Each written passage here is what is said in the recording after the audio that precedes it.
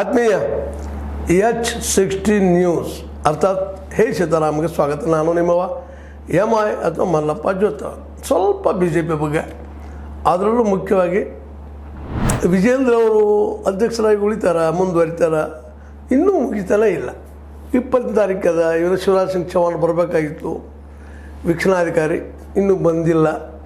ಇನ್ನೂ ಲೇಟ್ ಬಾಗಿ ಬರ್ತಾರಂತ ಸುದ್ದಿ ಬರ್ತಾಯಿದೆ. ಏನಿದೆ ಅರ್ಥ? ಯಾಕಂದರೆ ದಿನಕ್ಕೆ ಒಂದು ಚಂದ ಬೇರೆ ಬೇರೆ ರೂಪ ಪಡಿತಾ ಇದೆ.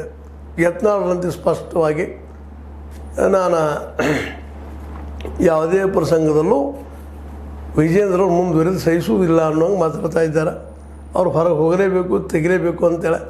ಇನ್ನೊಂದು ಕಡೆ ವಿಜೇಂದ್ರ ಅವರು ಅದೇ ಪಟ್ಟು ಹಿಡಿತಾ ಇದ್ದಾರೆ, ಯತ್ನಾಳನ್ನು ಕಿತ್ತು ಹಾಕಲೇಬೇಕು, ತೆಗಿಲೇಬೇಕು ಅಂತ. ಆ ಹಂತಕ್ಕೆ ಬಂದಿರ್ತದೆ. ಯಾರು ಉಳಿಬೋದು, ಯಾರು ಹೋಗ್ಬೋದು. ಆದರೆ ದಿನದಿಂದ ದಿನಕ್ಕೆ ಮಾತ್ರ ಯತ್ನಾಳರ ಒಂದು ಸಂಘ ಗಟ್ಟಿಗೊಳ್ತಾ ಇದೆ ಅಂತ ಅನಿಸ್ತದೆ.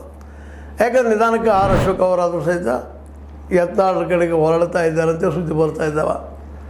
ಹೀಗಾಗಿ ಇದರಿಂದಾಗಿ ವಿಜೇಂದ್ರ ಅವ್ರಿಗೆ ಪೆಟ್ಟು ಬೀಳ್ಬೋದಾ, ಪೆಟ್ಟು ಆಗ್ಬೋದಾ ಅಂತ.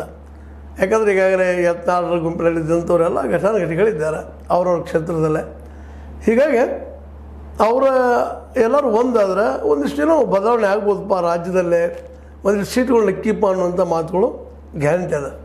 ಅದೇ ಕಾಲಕ್ಕೆ ವಿಜೇಂದ್ರ ಅವರು ಹಿಂದಿರುವಂಥದ್ದು ಏನಪ್ಪ ಅಂತಂದ್ರೆ ಒಂದು ಲಿಂಗಾಯತ್ ಲಾಬಿ ಜೊತೆಗೆ ಅಪ್ಪ ಅನ್ನುವಂಥ ಆಸ್ತಿ, ಯಡಿಯೂರಪ್ಪ ಅನ್ನುವಂಥ ಆಸ್ತಿ ದೊಡ್ಡದು ಅವ್ರ ಹಿಂದೆ. ಹೀಗಾಗಿ ಈ ಒಂದು ನಮ್ಮ ಹೈಕಮಾಂಡ್ಗೆ ದೊಡ್ಡ ತೆಲ್ಲು ಆಗಿಬಿಟ್ಟದೆ. ಯಾರನ್ನು ತೆಗೆದು ಯಾರನ್ನು ಬಿಡೋದು ಎಲ್ಲ ಕಡೆ ಪ್ರಯತ್ನ ಮಾಡ್ತಾನೆ ಇದ್ದಾರೆ. ಏನೋ ಸುದ್ದಿಗಳು ಬಂದು ಇಷ್ಟರೊಳಗೆ ಎತ್ತಾಳು ಕಿತ್ತಾಗಿತ್ತು ಒಂದು ಕಡೆ ಬಂತು. ಅದಕ್ಕೆ ನಕ್ಕೋದು ನಮ್ಮ ಎತ್ತಾಳು ಉತ್ತರ ಕೊಟ್ಟರು. ಹಂಗೆ ನೋಟಿಸ್ ಬರ್ತಾವ್ರಿ, ಹೋಗ್ತಾವ್ರಿ, 72 ತಾಸಲ್ಲಿ ಇನ್ನೂ ಇಟ್ಕೊಟ್ನ ಅವಕ್ಕೆ ಉತ್ತರ ಕೊಡೋ ಅವಶ್ಯಕತೆ ನನಗೇನಿಲ್ಲ ಅಂತ ಹೇಳಿದರು. ಎಲ್ಲಿವರೆಗೆ ವಿಜೇಂದ್ರ ಅವ್ರನ್ನ ತೆಗೆದಿದ್ರು ಅಲ್ಲಿವರೆಗೆ ನಾವು ಇದರಿ ಅಂತಂದರು. ಅಂದರೆ ಒಟ್ಟಾರೆಯಾಗಿ ಈ ಎಲ್ಲ ಘಟನೆಗಳನ್ನು, ಡೆವಲಪ್ಮೆಂಟ್ಗಳನ್ನು ನೋಡಿದಾಗ ಹೈಕಮಾಂಡ್ ಇಲ್ಲಿ ಗೊಂದಲಕ್ಕೆ ಬಿದ್ದಂಗೆ ಆಗಿಬಿಟ್ಟದ. ಯಾರನ್ನ ಇಳಿಸೋದು, ಯಾರನ್ನ ಬಿಡೋದು, ಯಾರನ್ನ ಹಿಡಿದು ಅಂತೇಳಿ. ಯಾಕಂದರೆ ಮೊದಲ ರಾಜ್ಯದಲ್ಲೇ ಅಧಿಕಾರ ಕಳ್ಕೊಂಡದ, ವಿರೋಧ ಪಕ್ಷ ಕೆಲಸ ಮಾಡಬೇಕಾಗಿತ್ತು, ಮಾಡ್ತಾ ಇಲ್ಲ.